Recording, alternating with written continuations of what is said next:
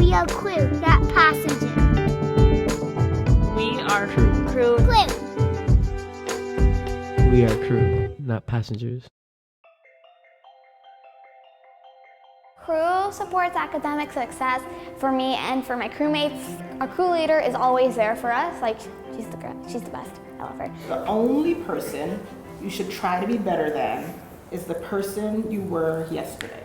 In crew, we have time dedicated once every week to do academic check-ins with students. They have time to complete homework, make up work that they've missed. We want your 8th grade year to be really good. We want you to be successful, be prepared for high school. As adults, the staff in the building, we're talking about it and trying to come up with lots of different strategies, but I think it's important to also hear your perspectives. Candace, my crew leader, gave us some stats and statistics and data about some of the grades, and we talked about them and why we think some of the people aren't doing so well in 8th grade.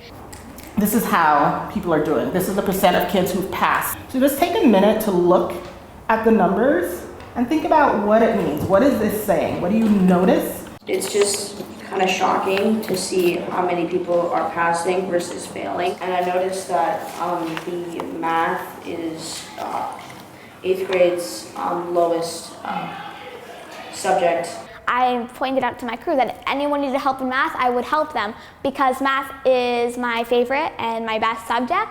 All my other classes, they're challenging, but not as challenging as math. They help me with it. They sit next to me. They explain it to me piece by piece by piece so I can understand it. And she's getting more and more help, and so she's doing better and better. 6th grade, I didn't want to do nothing because it was too hard for me. They kept pushing me every single day to do more and more. 7th grade, I pushed it all. I did everything. In the 8th grade, that's when I switched from not helping people to helping people. We're crew, not passengers, so we're all working together, and if we want to have a school that works well and that we enjoy and we feel safe and comfortable in, we all have to contribute. I'm struggling with something, I go to them, or if I'm struggling to help someone, I'm like, yo, can you tell me how to do this? Can you tell me how to do that? If I could help this person out. I think it's great to have students taking ownership of their learning, feeling like they have a stake in what's going on. Looking at disproportionality, Black and brown boys especially, what we're noticing is they're the kids that are failing the most in our school. And we've been talking about it a lot as a staff. What can we do to support the kids? What would you think if I told you that the majority of people failing are boys? Some of the teachers could focus on those kids who are really struggling. The pay is all, for women, it's lower than guys in a lot of industries and in a lot of businesses. So we have a lot to work for and the guys don't. One thing you could do is to really try to engage them and make them collaborate with teammates that are responsible. So they can, the people who are responsible can help them learn good habits, and then they could produce good work.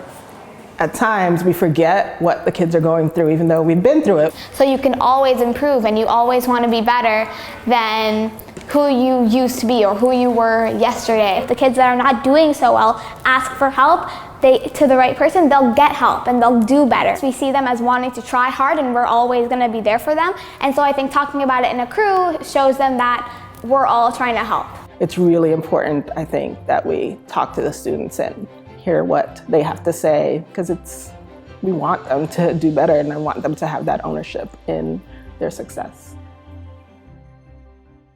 So when my students give feedback, they need to make sure that they are giving feedback in a respectful way where the student feels okay taking on the criticism. One thing that doesn't kind of make sense is halfway in the middle of your speech, you put the name of your school, of the school. I feel like that should be in the beginning.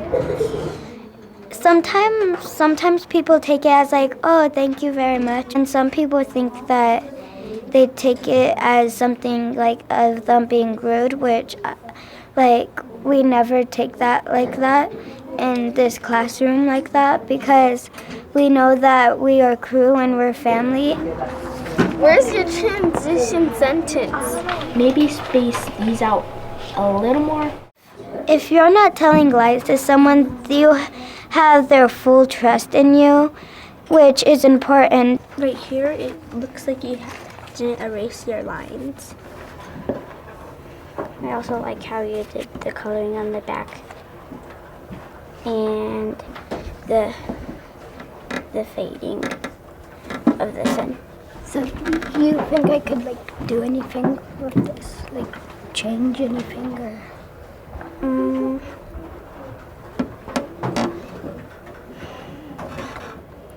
Maybe you can space out the letters here to like put it more over here.